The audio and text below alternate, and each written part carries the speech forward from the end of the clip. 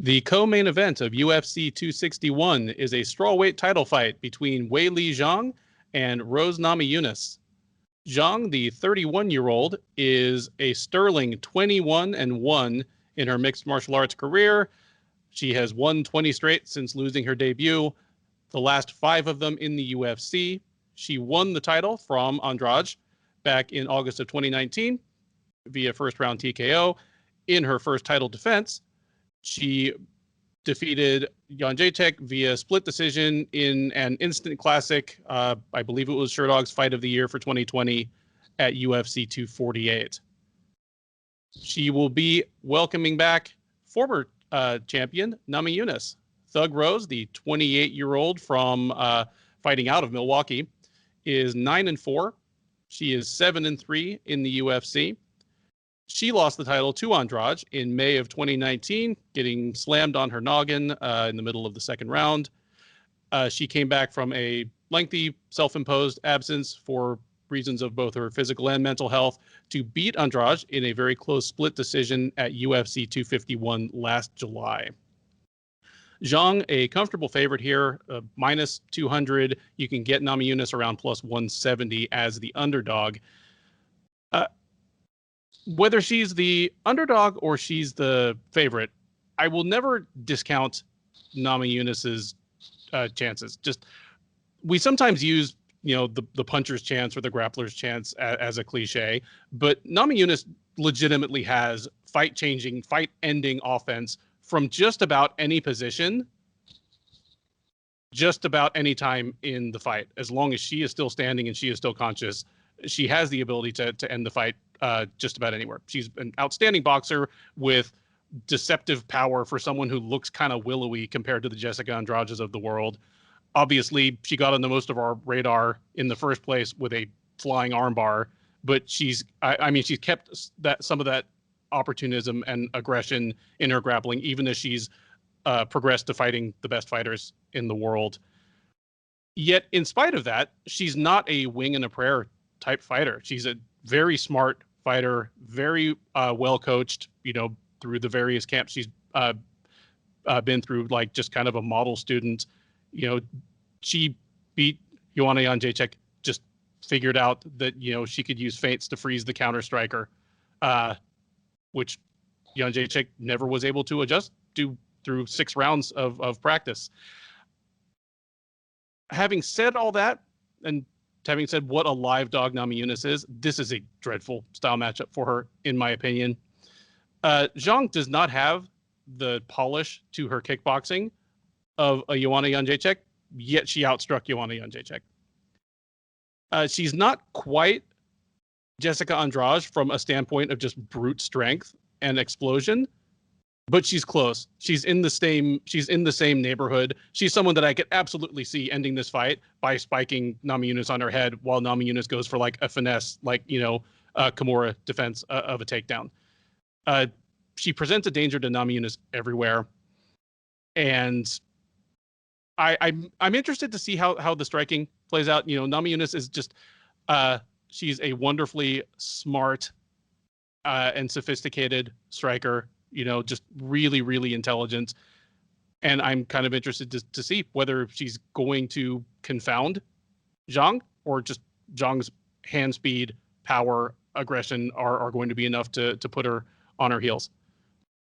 I'm curious as to Namajunas' mental state, and not speaking like so much about her general mental state, because I think it's fantastic and brave and important that she's been so open about mental health issues over the years, but just talking about like octagon mental state. She's made headlines for some of the wrong reasons in the last couple of weeks with just some of her trash talk that never used to characterize her game. Like, I was surprised by that more than like the specifics of the stuff she was saying, is that she used to just be the one who was just quiet, kind of stone-faced, and really just had nothing but positive things to say. I don't know if this is her needing to talk herself up and get herself motivated to fight Zhang. Like, I don't know if she needs to see Zhang as a proxy for, world communism in order to get up for this fight. But if that's the case, she's in a lot of trouble.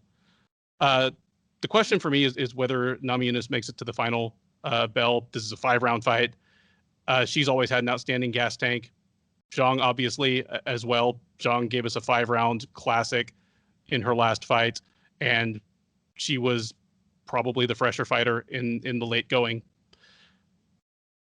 Give me Zhang in this one by decision, but I think she's going to have Namajunas in a lot of trouble.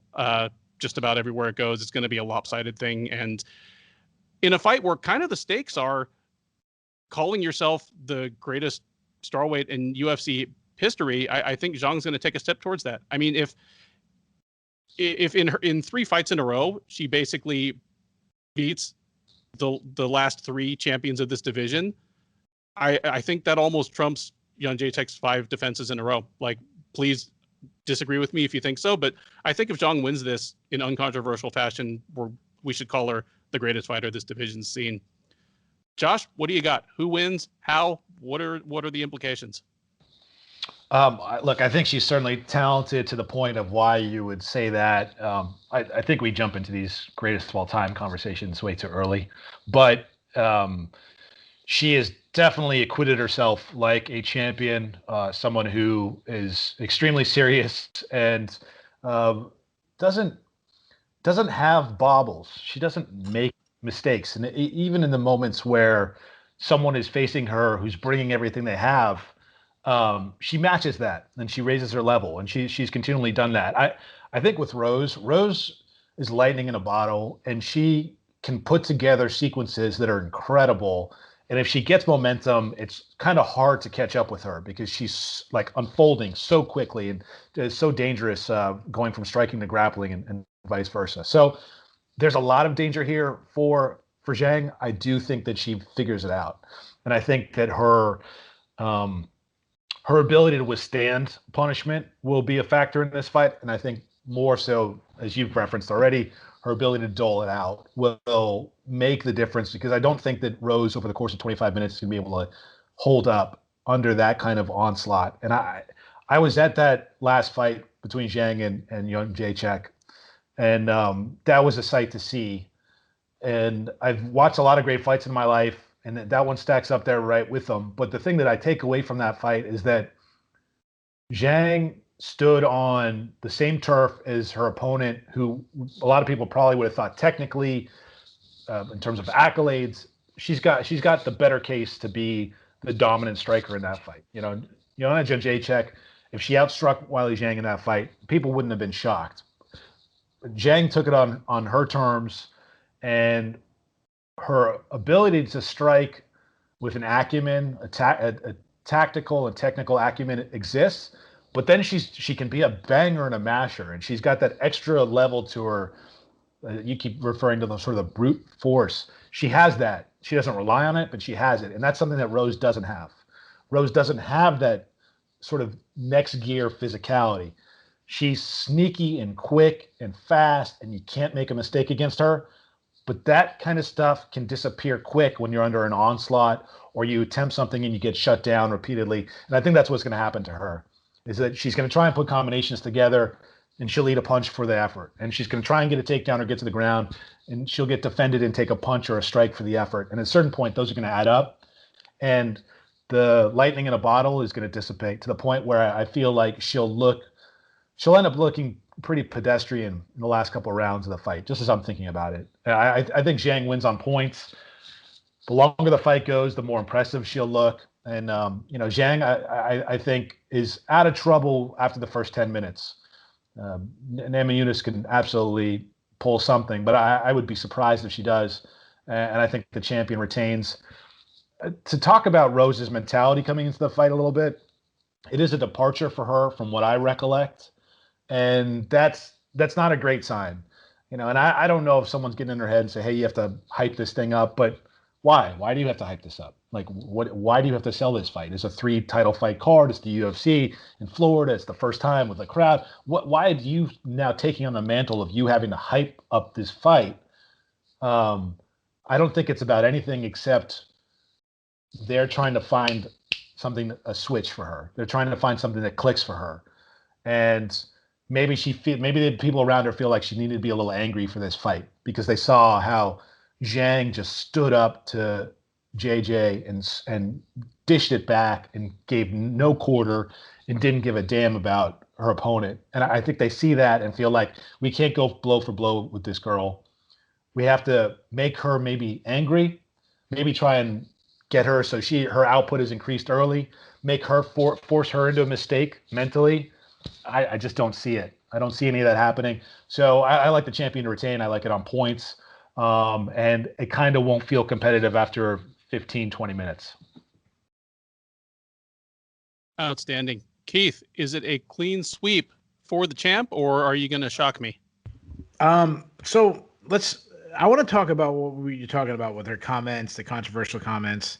You know, me and Ben, we try to stay away from politics, but regardless how you stand on this, I just want to address this. Like, we didn't need that kind. Now, maybe you guys are right that she's doing this as a psychological edge, but as far as like selling the fight, I didn't need this. It sells it by itself, but just the styles. Like, I hate the, you know, democracy versus communism, America versus China, white versus Asian. It's just Rose Namajunas versus Weili Zhang, and that's good enough for me. So I just want to say that. As far as I think the lines are off. Like, you guys are both very confident in Weili Zhang. I think this should actually be very close to pick 'em. I think we are really in for a treat in this matchup. I'll start with the champion. I think you guys really, really broke down the skill sets really well. Josh was talking about the fight against Joanna Jędrzejczyk. I've said this. I think we undersell it when we say it's the greatest female fight of all time. I just think it might be the greatest fight ever. Like, out of all the fights I've ever seen, I never saw the output that these two women had, the damage they did against each other, and also how competitive the fights were. Like, I remember thinking, like, Rory McDonald versus Robbie Lawler, their second fight, is a lot of people consider that the greatest fight of all time. Joanna Jędrzejczyk lost the fight and landed more significant strikes than both Robbie Lawler and Rory McDonald did against each other combined. Like, that's how insane this fight was. And she was a loser in that fight. Now, obviously, you know, you're talking about welterweights, Kraken versus 115-pounders. I understand. Like, it's not apples and oranges. I just want to just say, like, stop putting a gender on this fight. It's just one of the greatest fights ever. So as far as Weili, she's so well-rounded. As you guys both kind of pointed out, she's so physically strong for the weight class. I mean, you think about how she won the title. She knocked out Jessica Andrade with one punch when Jessica Andrade was supposed to be the one-punch hitter. Look at her last fight against Joanna. She brutalized Joanna's face to the point where if you look at a picture of Joanna and you didn't watch that fight, you wouldn't know who the fighter was. Like, that's how much she changed the look of her face, how much swelling she did. But the funny thing is, she's got good movement. She's not someone who just, you know, plods around. You know, we think about those kind of fighters. Like, they're not ones who move well. She moves well. She's a high volume striker. She didn't slow down, even though she cracks. She's likes to be the aggressor.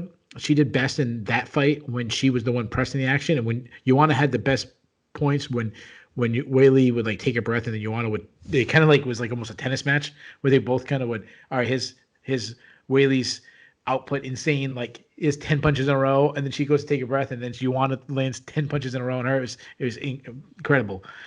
But if she gets to the pocket, she's an absolute wrecking crew. She does so well in there with her power shots. She mixes in kicks. When she's really feeling herself, she'll throw out like a spinning attack, a spinning kick to the body. There is some negativity though. Some of it is just her defensive flaws. She's so offensively minded. Ben's probably so sick of me saying this, but she head movement she lacks. She doesn't. That's why you want to land so many punches on her, because she doesn't move her head that much. She kind of stands up a little square. But on the flip side, I don't think she gets enough credit for her ground game. She's good at getting it down. She likes trips. She's good at winning scrambles. She has some smother and top control. I go back to the Jessica Aguilar fight. She murdered Jessica Aguilar on the ground. But she isn't untouchable there, though. Like, I was going back through some of the fights, and I was surprised she was taken down by the much smaller Tisha Torres on the ground. So I wouldn't be surprised if Rose Namajunas looks to wrestle a little bit. Now, move over to Rose. Well, Weili is going to, she, as I say, she moves, but it's more side to side. It's more of forward and backwards. She doesn't move laterally in different directions like Rose does. Rose is very light on the feet, moves laterally. Good head movement. Rose is fast, like very fast, and she doesn't have a lot of tells on her. She doesn't really load up on her shots. They all come, they come from that like what they call the 25% point, where you're not, reloading everything. You're kind of throwing and then kind of reloading at the 25% point.